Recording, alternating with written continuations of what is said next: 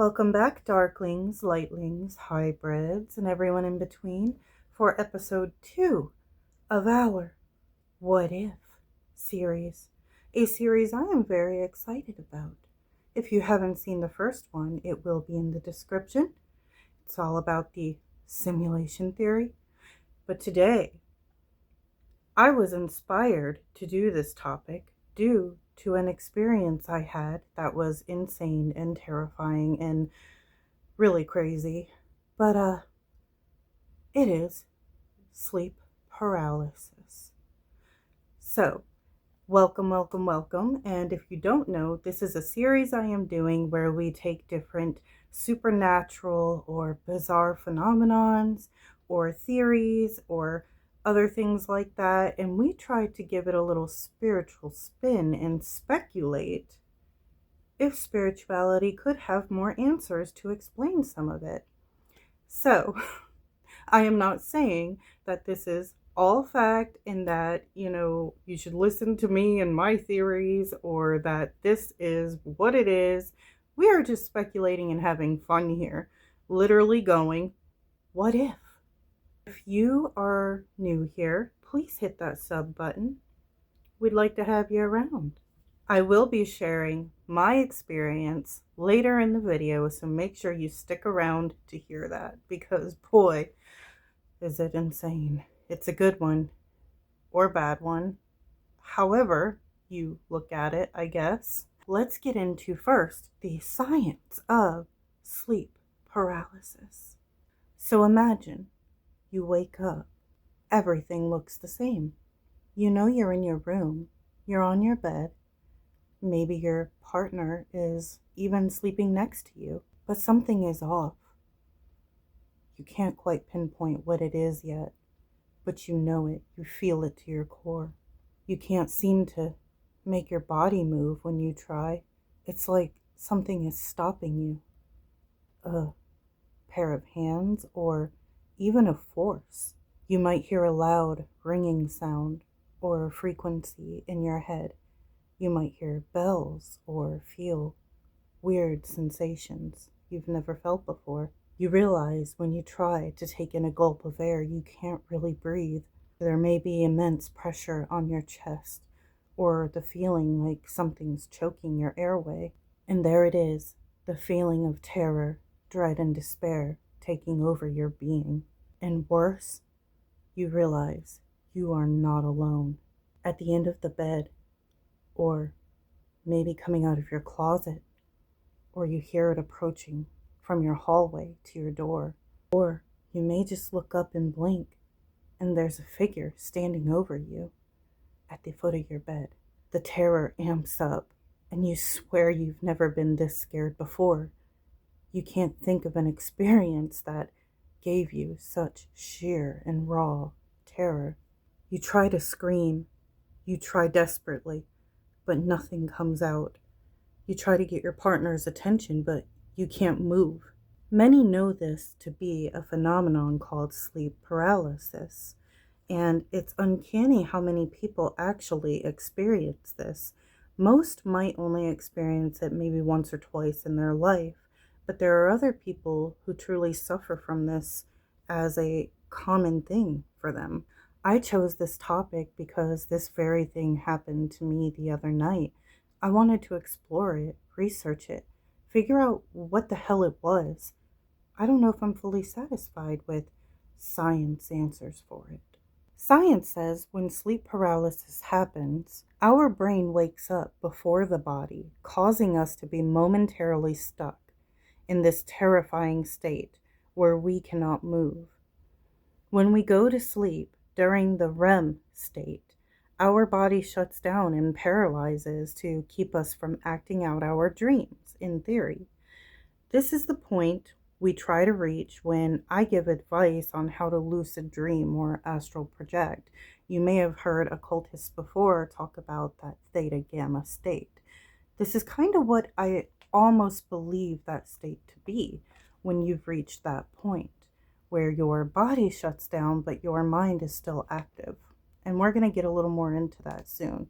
So when we sleep and our brain shuts down the body, We wake up and simultaneously our body is supposed to become conscious with the brain. But when sleep paralysis happens, there is an unalignment of this process. It usually happens when your sleep patterns have not been okay. This is what neuroscience says causes hallucinations, outer body experiences, and strange sensations. Many who have experienced this phenomenon says they've encountered ghosts, shadow people, aliens, and even demons. It is important to note sleep paralysis is not fully understood, and I personally believe that if there was no paranormal link, and it is our brains manifesting these hallucinations from the dream state, then why are so many people who are strangers and never met all over the world hallucinating similar things? Almost the same things. Wouldn't our minds manifest a hallucination of random things if this was the case and that we were just manifesting these beings from our dreamscape, from the unconscious mind? Why does everyone's brains coincidentally manifest the very same type of beings during this phenomena? And this is where our spiritual speculation kind of comes in. And let's also note, they say sleep paralysis isn't dangerous. And this isn't to scare or fearmonger, but it is something to think about. Part of this series is to kind of give you a little bit of a chill. So if this doesn't, I don't know what will. But a creepy story in one case actually inspired Wes Craven's A Nightmare on Elm Street, one of my all-time and childhood favorites. But a young man was experiencing night terrors, extreme ones, and sleep paralysis, and he told his parents that he didn't want to go to sleep because the entity after him was going to unalive him. Well, after days of fighting it, he fell asleep and he didn't wake up again, and it was very eerie and unexplained. The doctors had no reason for it. What's interesting is this seems to happen to a lot of people. There are a large number of cases where people go to sleep and they never wake up again. They go into cardiac arrest or they just don't wake up, and doctors have no answers for it. Autopsies have no answers for it. What about the cases where people wake up with actual markings or bruises, or they did something in their dream and these marks when they wake up kind of correlate with what happened in the dream? That's happened to me, people I live with, and actually quite a few people that I know. But even worse, we are going to get into my own experience of sleep paralysis, and I am going to tell you my story. Just like I described at the beginning of the video, I woke up and it was so real. I was in my room and I realized that I wasn't alone. I saw this entity and it looked identical to this picture on the screen. Its eyes were lights, but besides that, the whole body was pure black shadow, but darker than a shadow. And it lingered in the shadows near my bed on my side. I realized that in my right ear, as I'm laying there, I hear this little frequency sound. I really cannot describe this sound because I've never heard anything like it. Almost like a radio white noise, but different. And it started getting a little louder. Then I went deaf a few moments. Then it came back with a vengeance. As I'm staring at this creature, I was about to ask it, "What are you?" A lot of you know that I communicate with the dead, and I've had experiences working with demons and all kinds of entities. I was actually thinking that I just woke up and there was an entity here, and I was about to say, "What are you? Who are you?" and communicate. But this is where the terror came in for me. Before I could ask, that loud noise boomed in my head, and that almost in itself was paralyzing because I was trying to sit up and I couldn't. This noise, it was horrible, and louder and louder. And I remember thinking, am I dying? Well, when I started panicking worse and worse, that's when the paralysis happened. Boom, on my back, and I could not move anything. And my thought was, don't look at it, don't look at it, because this creature was off to the right of me. And I'm looking up at the ceiling, but trying to look over at my partner. And I'm like, I gotta get them up. I gotta get them up. I'm trying so hard to move my fingers. All I'm thinking is, I gotta break out of this. I gotta get out of this. But I thought that I was awake fully, that this was a real, true, living experience, not a dream. And I'm convinced it was, but because I was in that theta gamma state. When I figured out that I could not break out of it and move my hand, it was like I astraled, slid out of the bottom of my body, and then was in like a dreamlike state. And my body, astral body, even sort of felt paralyzed, which was weird, right? I mean, how does this have the ability to somewhat affect my astral body? Anyway, I could move my right arm with this body, and I'm at the foot of my bed and I'm reaching for my partner's leg. I can literally feel the blankets, feel him, and I'm shaking him. Luke, Luke, I need you. I need you. I need you now. I'm panicking, right?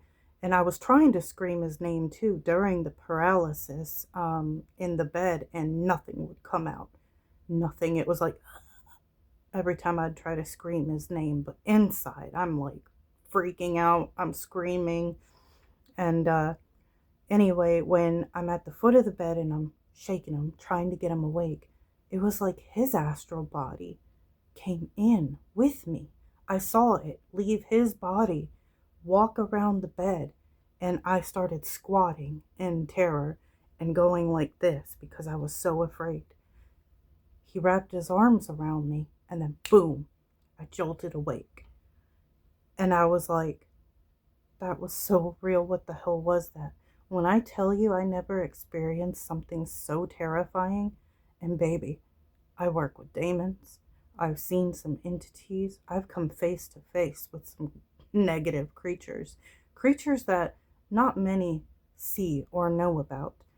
And people would call me insane if I talked about them. But this, for some reason, terrified me to my core. And I haven't stopped thinking about it. And I still somewhat fear going to sleep. So it was a very, very eye-opening and very scary experience. And I speculate and have speculated with friends what this could have been, because I do not believe that I hallucinated this, that I manifested this out of my brain dreamscape reality, and it matched up so much with a lot of other people's experiences. I also forgot to mention that during this whole time, there were bright lights flashing through my bedroom window. So I've thought, could I have woken up during a possible abduction? Could I have been visited by something? I don't know. But anyway, let's move forward in our video.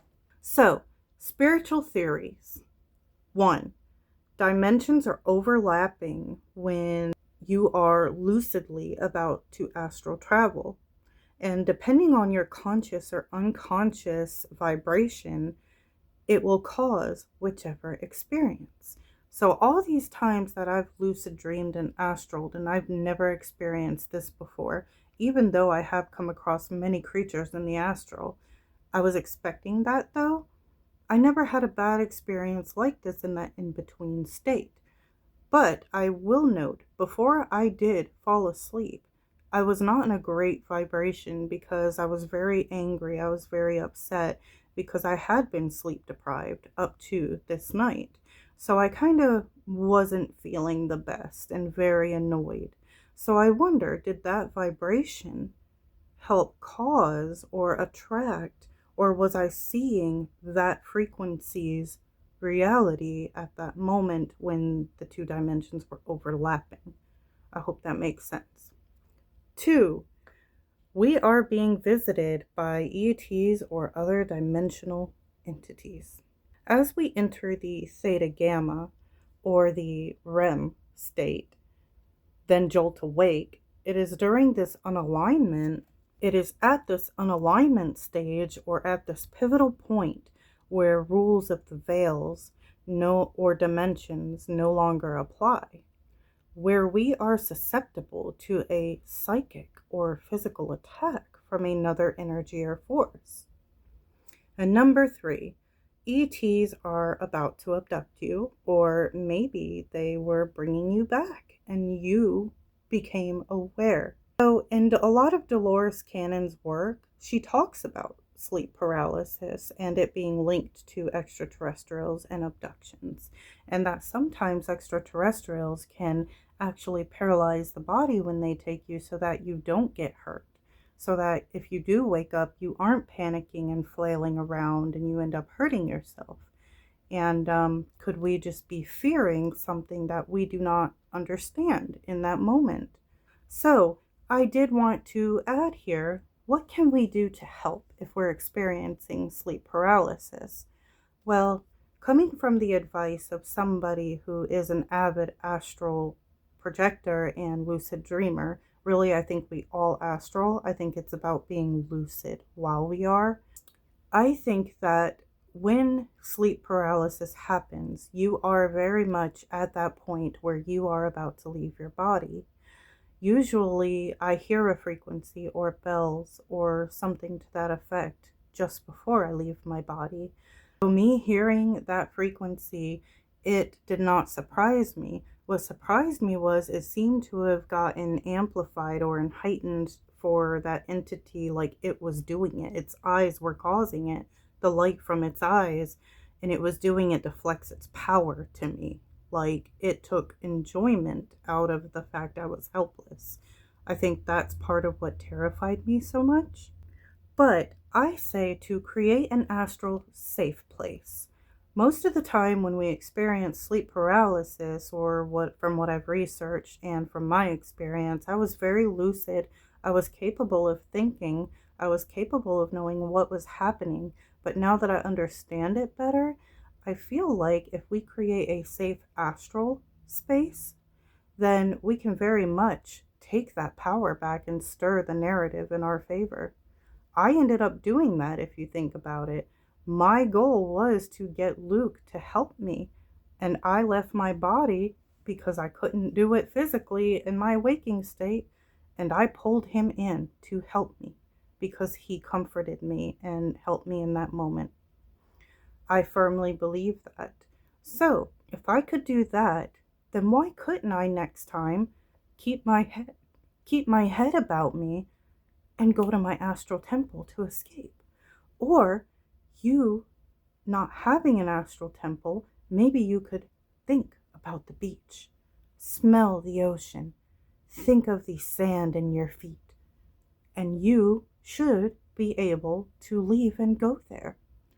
So just know that all isn't lost if you do experience this, and maybe next time give it a try.